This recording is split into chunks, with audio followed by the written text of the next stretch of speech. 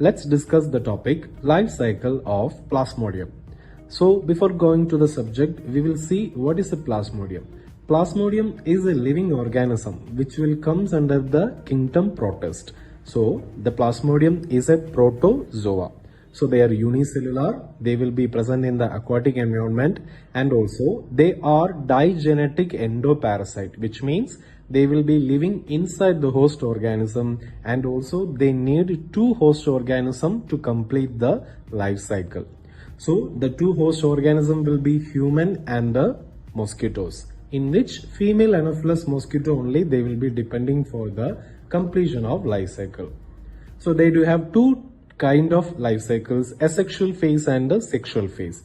So the man will be the primary host, in which they will complete the asexual cycle, and female Anopheles mosquito will be the secondary host, in which they will be complete the sexual cycle.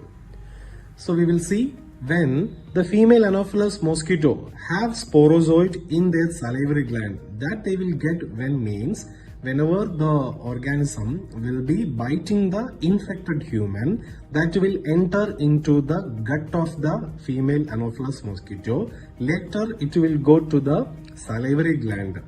So the female Anopheles mosquito have sporozoid. Sporozoid is the infectious part, that is called a sporozoid, that will be reaching the salivary gland.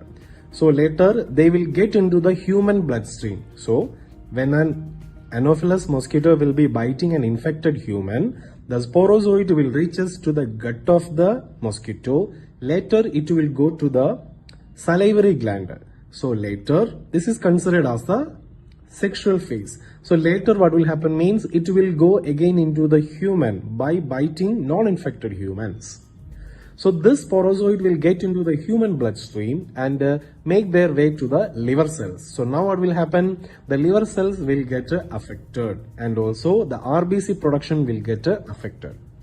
Now this sporozoid will undergo asexual multiple fission in the liver cell. So the asexual phase will be present only in the human liver. Sexual production will only present in the salivary gland of the mosquito.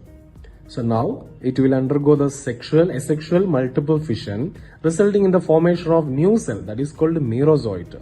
So later this merozoite will get released when the liver cell will get burst and open, so that the erythrocytic phase will begin when this merozoite enter the RBC. So the merozoite will go through the two stages, tropozoite and a signet ring tropozoite. So the tropozoite of the signet ring ingests the protein from the cytoplasm of the RBC. That's why the RBC are getting damaged during the Plasmodium infection, because they will ingest the protein that is present in the RBC. Now it will create the food vacuole within which the digestive enzymes are secreted. So the blood hemoglobin was proteolized, or it will be mixed with the proteinases enzyme and broke down into protein, globin and a hematine pigment that will be produced by the enzyme. Now the tropozoite digests the globin protein, and also tropozoite will grow larger and become round, forming rhizome. So once after rupturing the blood cell, they will release another toxic substances called a hemozoin. That hemozoin will be released. So the gametocyte produced in the human blood again get transferred to the mosquito. Gametocyte in the sense male and female germ cell. That will again transferred into the next mosquito when the mosquito will be biting the infected person. So the gametocyte will be macro and micro gametocyte, which will undergo the fertilization. Later it will undergo the transformation into sporozoite. So the sporozoite will be ready. So when the next mosquito will bite into another organism, this sporozoite will again get migrate into the salivary gland of the mosquito.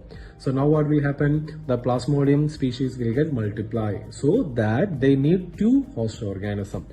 That will be called a human and a female Anopheles mosquito.